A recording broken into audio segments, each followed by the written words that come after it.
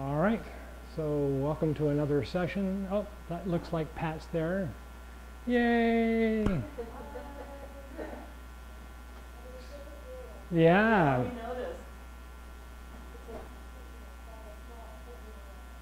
That's okay.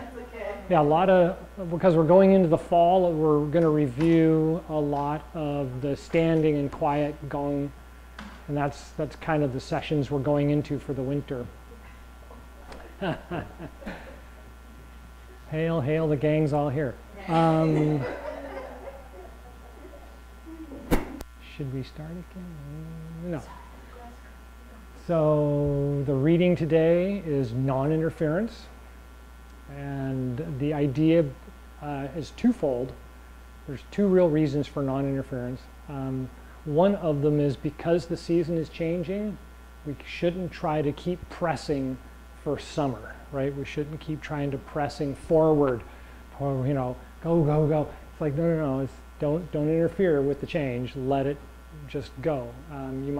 People might be noticing that your joints are sore. Your joint, it's just all of a sudden too, because it was like, yeah, it happens every once in a while, and now it's like all the time. So that's that. Don't interfere with things that are changing. Let them change. The second thing about non-interference is death. We see plants dying. We see the leaves starting to pull back and changing colors and all that kind of stuff. And so part of the goal in life, as in many things that we view about life, is that death is going to happen, but if we sit back and don't interfere, it goes naturally, and it goes smoothly, and it resolves itself. It's when we fight anything that it becomes a problem for us, because we're conflicting with the nature of things, the natural event and the natural order of things. And so this is the time of year when we see all of the summer crops stop. Apples are harder to get, or they're coming from Peru, right?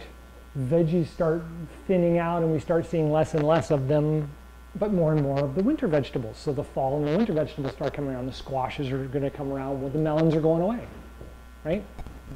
So that's kind of non-interfering. Don't feel like you're on the front going crazy like summer energy anymore, because it's not where we are, right? We're in that state of trying to pull back, and we're seeing it. The joints are starting to get a little sore because all the moisture's pulling out, right? It's starting to pull into the core. And so a lot of the extremities in the body are starting to have that funny signs of winter. My fingers are cold all the time. Why are my fingers cold all the time? It's still, 90 degrees outside, or, so the readings have been internally focused. I don't know if you've been reading all the readings, but they're becoming more solitary. They're more singular about your point of view and about what your goals are and what you're thinking about, because we're getting pulled in more.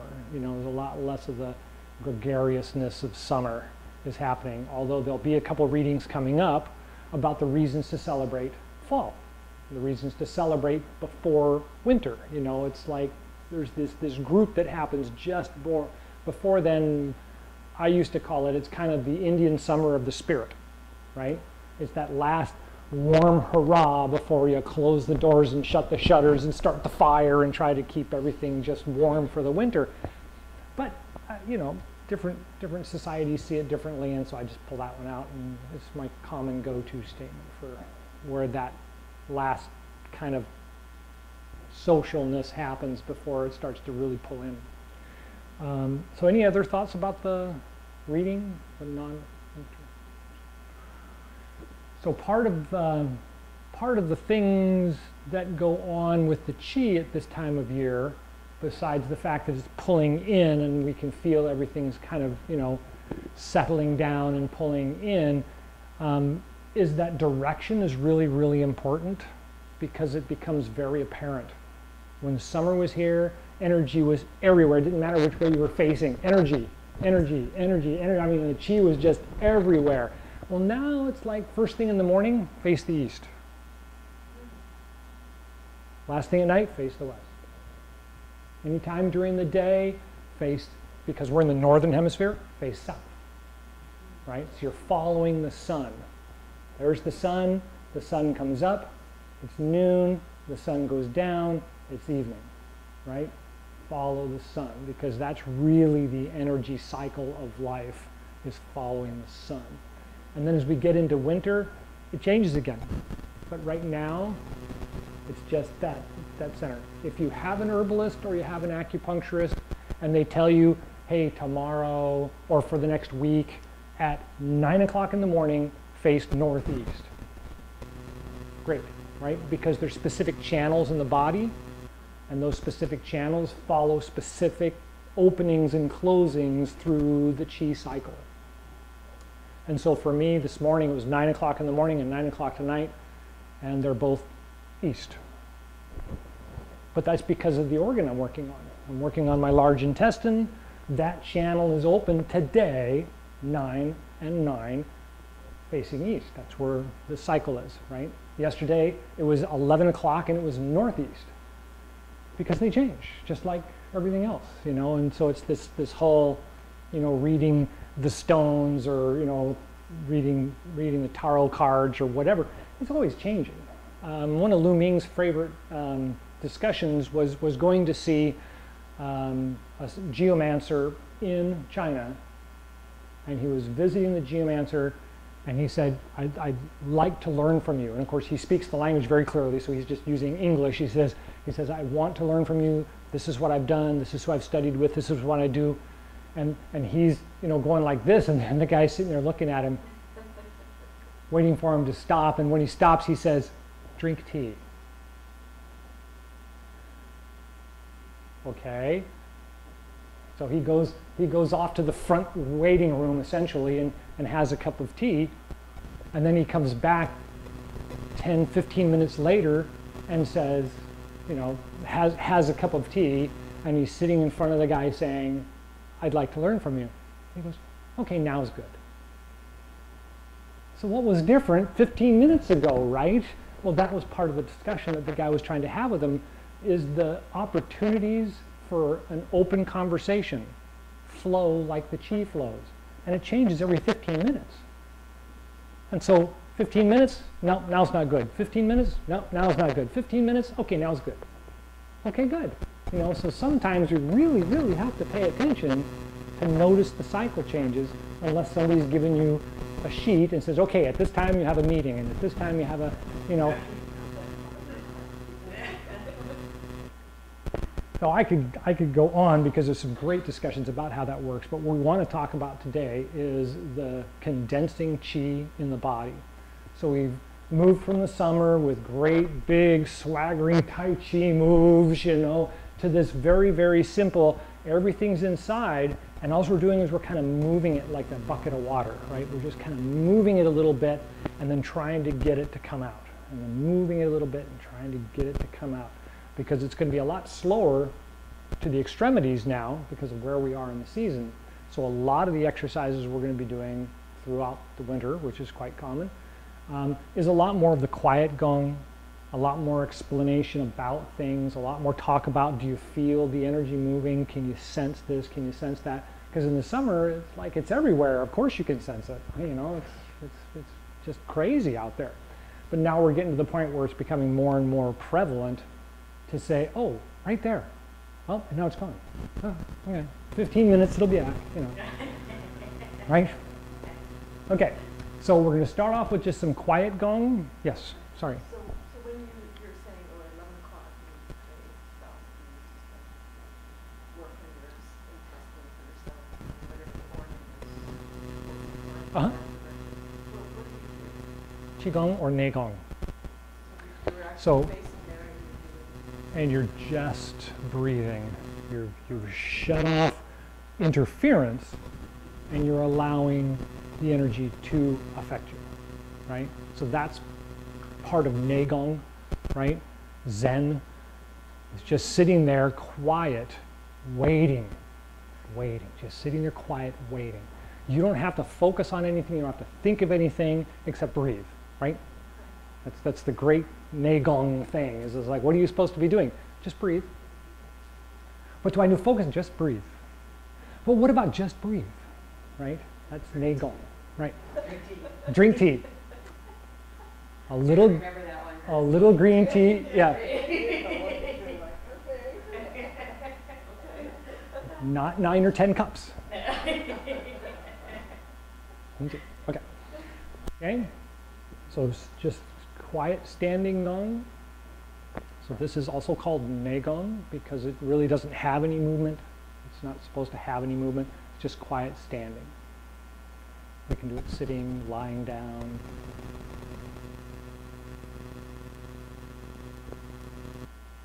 You may also notice that breathing deeper and slower seems much easier than it did a month ago.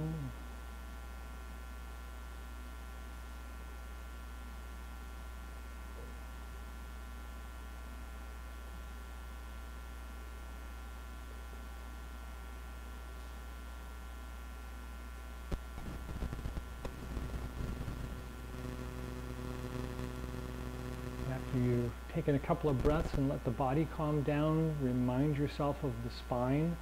You want to lift up the head to straighten the spine. You want to drop the hips to straighten the lower spine and the coccyx.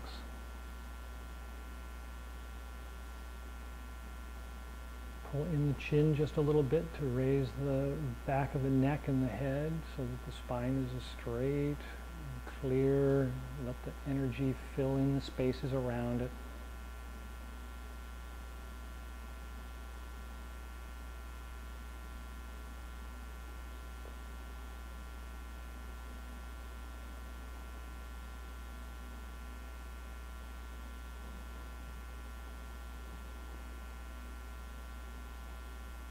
And now think about the bottom of the feet. You want to try and really feel the feet flat and connected to the ground.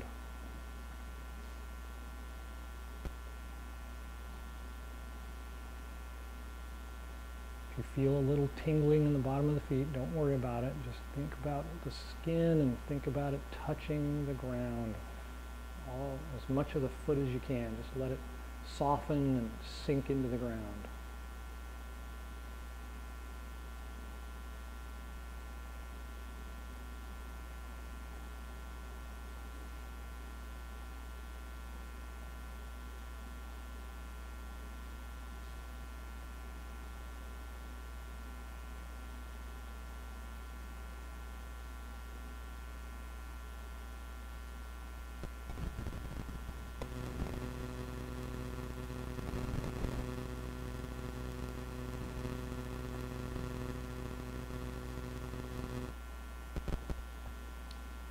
When you're ready, just move right into the 3 gates gong. So just roll the feet out as you inhale, arch the back and open up the arms.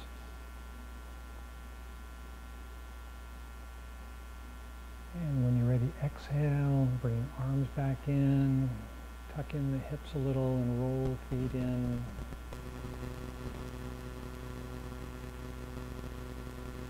And go at your own pace, inhale and rise up.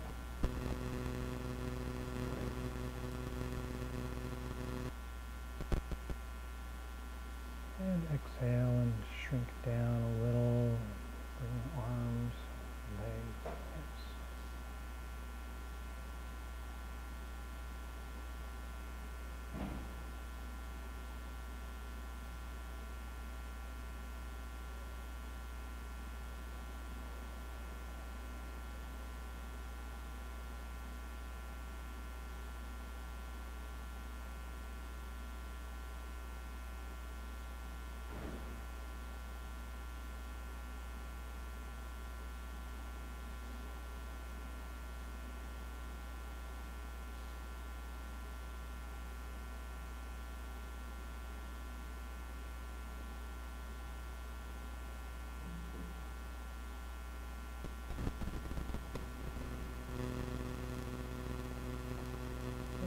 Done with the current breath, go ahead and relax for a moment. Let the breath return to a regular pace. Bring your attention back to the room.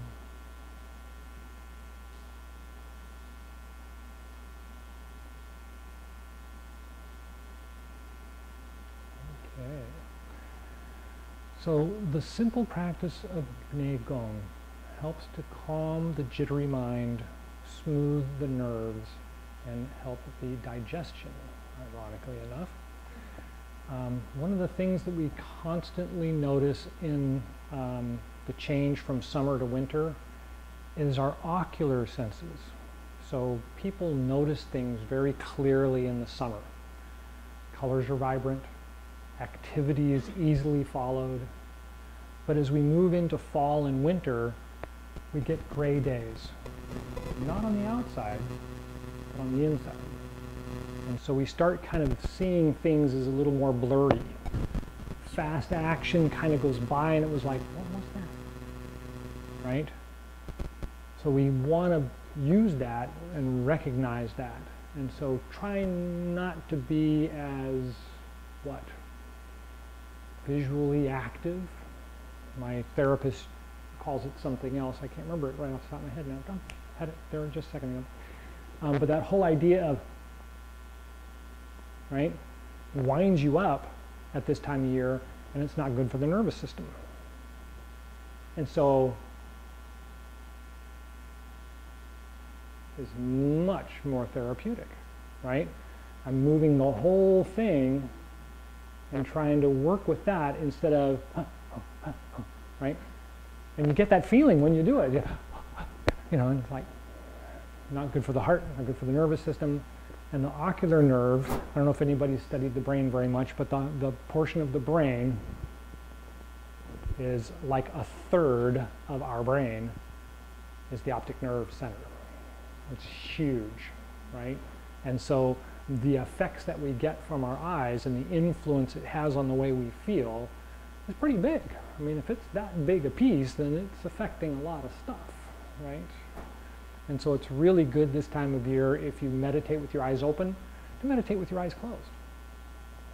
If you're used to watching television or sports events or things like that, try not to be so acute, right? Don't try and watch the little finite pieces. Just let the whole thing fly by.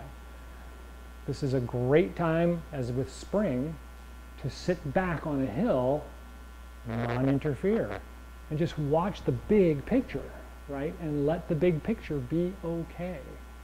There's a little smoke over there. You know, there's some wind in the tree. It's a big picture, right? So let that be part of the guide. So the other thing we talk about a lot this time of year is working with our own chi. We practice sensing the chi ball. We practice lifting and dropping the dantian energy instead of out here doing this huge big move, which we're going to keep doing for another month or two. But as we're moving away from those, we start looking at and playing with the internal connection instead of the external connection, right? So let's take a look at that. Take your hands, nice and simple. Everybody's hands should be pink at this point because we did a little Nei Gong and the circulation pops up. Right? So rub the hands together. You want to get a nice feeling of warmth between your hands. And it may take it a minute because this is, change of circulation. So let them go for a minute until you can feel it really getting warm. It's like, oh, okay, now they're getting warm. All right. So as soon as you can feel them get warm, just slow them down a little bit. And then bring them apart. Take a breath or two, and then come apart a little bit further until you feel the chill starting to come back, and then push in until you can feel the warmth again. And what we want to do is we want to kind of stretch that like it's taffy or bread dough. So we're going to inhale and kind of pull it apart, and exhale and kind of squeeze it together.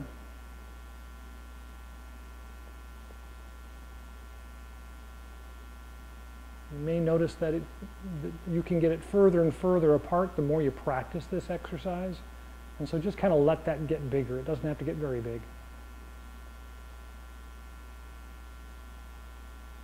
What I notice is it's sticky. When I pull out, it feels sticky. When I push in, it feels hard. It's getting thicker and stronger and whatever's going on there.